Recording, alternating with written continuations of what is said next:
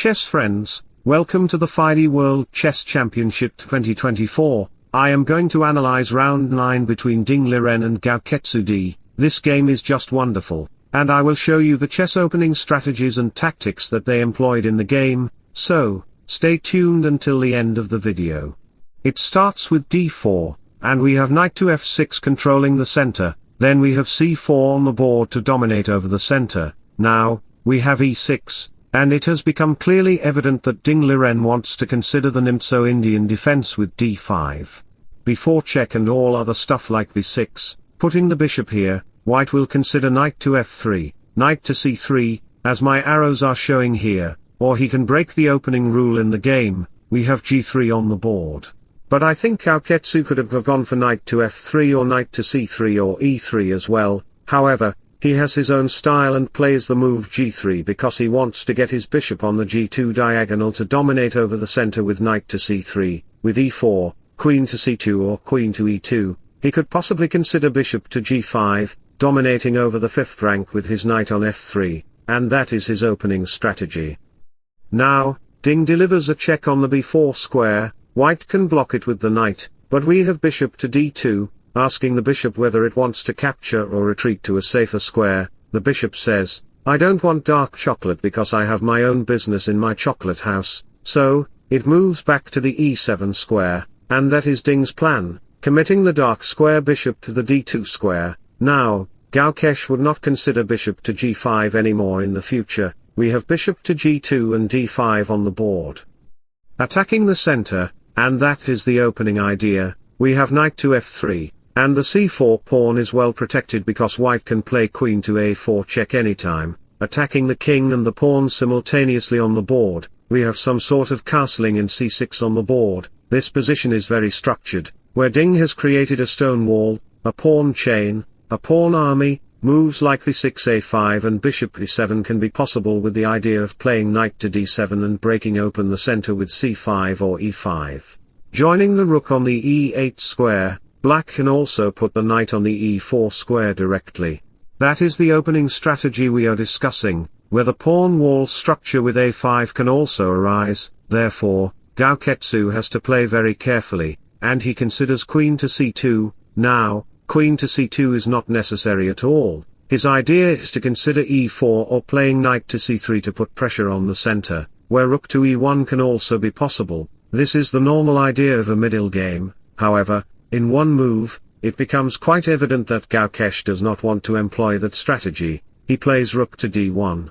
He doesn't consider rook to e1 to gain access to the e5 square. Instead, he plays rook to d1 to gain access to d5 because he notices that black would not capture the pawn. Therefore, it is good to put the rook on d1.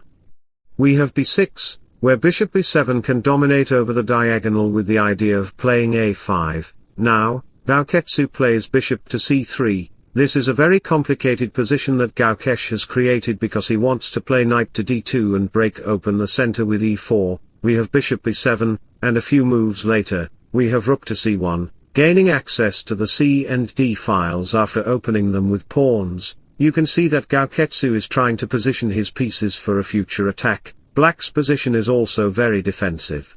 He is defending his position with his bishop and knight and needs to join his rooks on the c and d files. At the beginning of a war, you need to prepare your tanks and airplanes to invade the opponent's territory.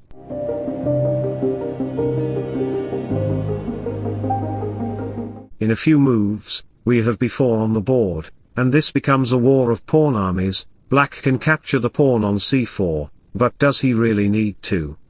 It is the World Championship, and every move impacts the whole game. Ding didn't capture the pawn because he loves to centralize his pawns and doesn't want to lose the center. Therefore, he plays c5, trying to dominate the center with his 2 pawns. It is now 3 versus 2 pawns in the center. Many players might consider c takes d5, which looks good as it opens the c file. After knight takes the pawn, captures and recaptures happen in the game.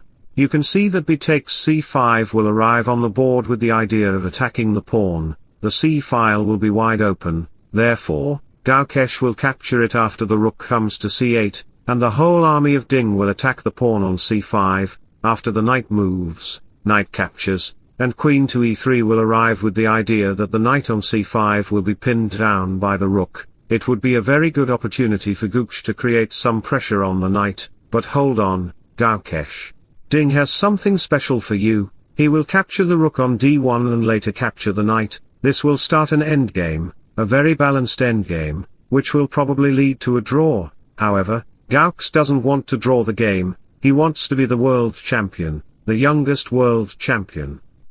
Going back to the earlier position, he didn't capture the pawn on d5, we have b takes c5, which is a very good move. After capturing, it becomes quite evident that the b file gets wide open. Gukesh has to play very carefully because he is the future of India. Chess was invented in India, and India can rule the chess world. It is a proud moment for India that Gukesh is playing a masterful game against D. You can see that the center is well protected by the pieces. From Black's perspective, his position is also defensive, therefore, Gukesh needs some special intelligence to invade Black's defenses. That's why he plays queen to b2, attacking through this file and joining his bishop and queen to attack through the diagonal. Rook to b1 can also possibly arrive with the idea of playing knight to e5 and opening up the bishop's diagonal. Alright, we have knight to b6 and bishop to a5, pinning down the knight on the board. Gukesh is trying his best, and after exchanges happen on the c4 square, it becomes quite evident that the b6 knight is facing much trouble because it has been suffocating from malaria for the past 7 days. That's why D didn't go for the medicine with bishop takes f3. Going to the medicine doctor, many players might think of capturing the bishop on f3, often considering it a solution to capturing the knight on the b6 square, but is that a good move? Let me show you the alternative variations.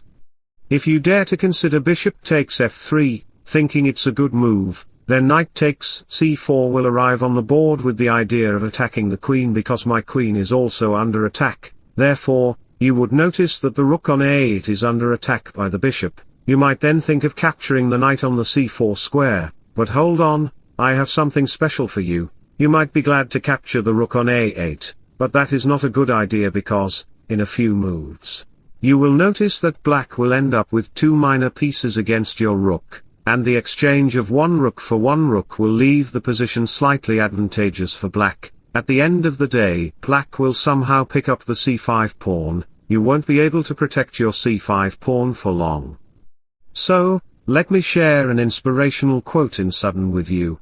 Self-care is a form of self-love. Do something for yourself today, no matter how big or how small, you deserve it.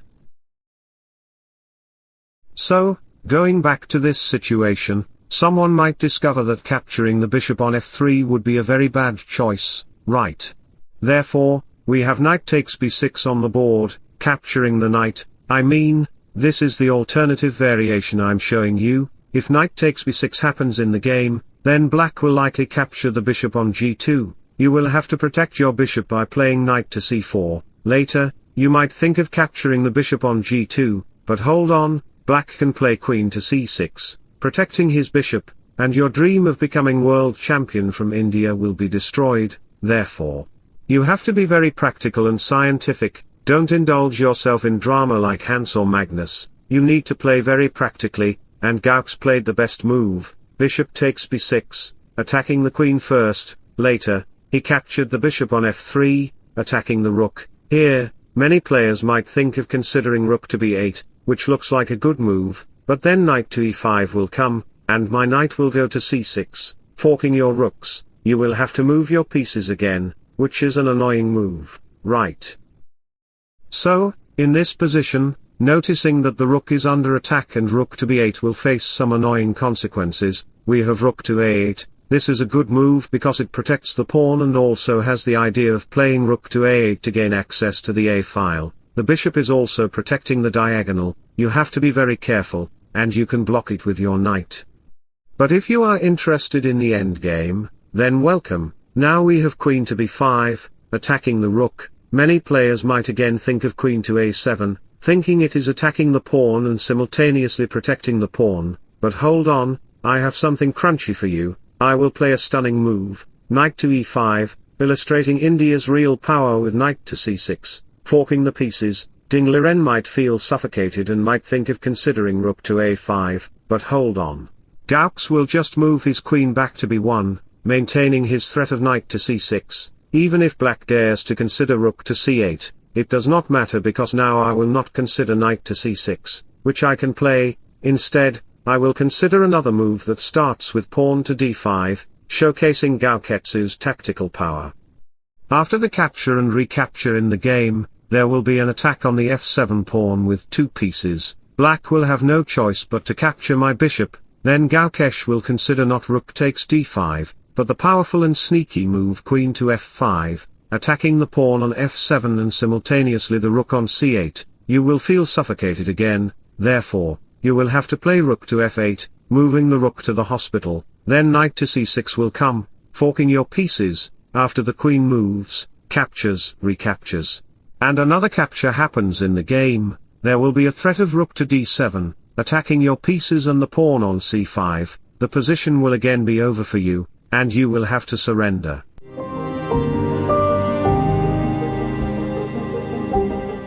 So, going back to the earlier variation, we discovered that any queen move would be a very bad choice, therefore, Ding has to play very carefully. He captures the pawn, and I capture the pawn on b6, again, many players might consider rook to b8, thinking it pins down the knight and attacks it, but hold on, do you have any common sense? I can capture your pawn on c5, creating my own pawn and also protecting the knight. There will be a threat of rook to d7, my bishop dominates the diagonal, and your position will again be over.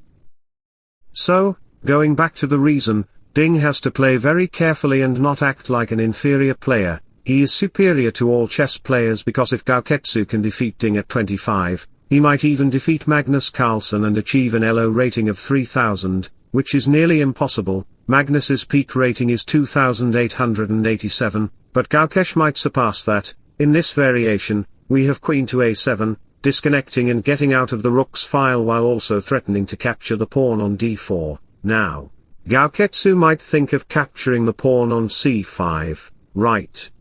But that's not a good move because after you capture, I can recapture and play rook to a5, your pawn on c5 will vanish on the next move, right?